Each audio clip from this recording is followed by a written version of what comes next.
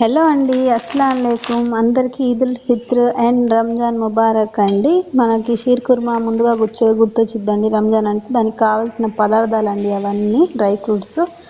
ఏదైనా మనం స్వీట్ చేసే ముందు మనం దేంట్లో అయితే స్వీట్ చేసామో దాన్ని ఒకసారి నీళ్ళతో బాగా వేడి చేసి అటు ఇటు గిలకొట్టి పారేయాలండి. అప్పుడు స్వీట్ కూర స్మెల్ అది ఉన్న పోయిద్దండి. వేరే దాంట్లో పాలను వేడి చేసుకోవాలండి. దాని తర్వాత షీర్ కుర్మాకి కావాల్సిన సేమియా అండి అవి నలుపుకోవాలి. దానికి కావాల్సిన డ్రై ఫ్రూట్స్ అన్నింటినీ ఇలా కట్ చేసి పెట్టుకున్నానండి. నేను ఇందాక చూపించాను కదా.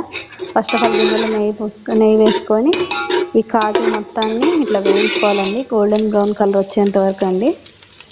దాని తర్వాత మిగిలిన డ్రై ఫ్రూట్స్ని కూడా సేమ్ అట్లనే వేయించేసుకోవాలి.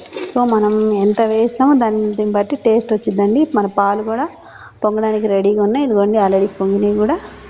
ఓకే, మళ్ళీ దాంట్లోనే సేమియా అండి. ఈసారి ఇంకా మనం సేమియాను వేయించలేదు కదా, సేమియాను కూడా వేయించేసుకుందాము. ఇది కూడా గోల్డెన్ బ్రౌన్ అండి. నేను చూపిస్తాను మీకు, ఎందుకంటే మనం వేయించడాన్ని బట్టి కూడా టేస్ట్ వచ్చిద్దండి. మరి నల్లగా అట్లా కాలేటట్టు చేయకుండా చూడండి, నేను చూపించిన విధంగా ఇట్లా చేసుకోవాలండి. దాని తర్వాత మెజర్మెంట్స్ అండి. నేను 3 ప్యాకెట్స్ తీసుకున్నాను కదా, సో 1.5 అండి. ఒక పావు అంటే టీ గ్లాస్ అంత చక్కెర తీసుకొని దాంట్లో యాలకులు వేసి తిప్పేసుకున్నానండి.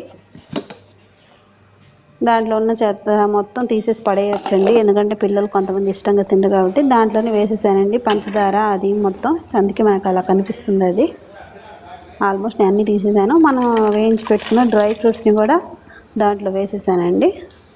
సో నెక్స్ట్ బాగా మరిగిన తర్వాత అండి ఆ పాలు మొత్తం వెంటనే సేమియా అయితే వేయకూడదండి. తప్పు చేయొద్దు మీరు. నేనేంటంటే మీకు చూపించడం కోసం ఇదిగోండి నేను ఇట్లా పెట్టాను మీకు బౌల్లో వేసి. కానీ కొంచెం 50% చల్లారిన తర్వాత మాత్రమే మనం ఈ సేమియా వేయాలండి. చాలా అంటే చాలా డెలికేట్గా ఉంటాయి కాబట్టి మొత్తం కరిగిపోయిద్దండి. సో ఆ తప్పు మాత్రం చేయొద్దు.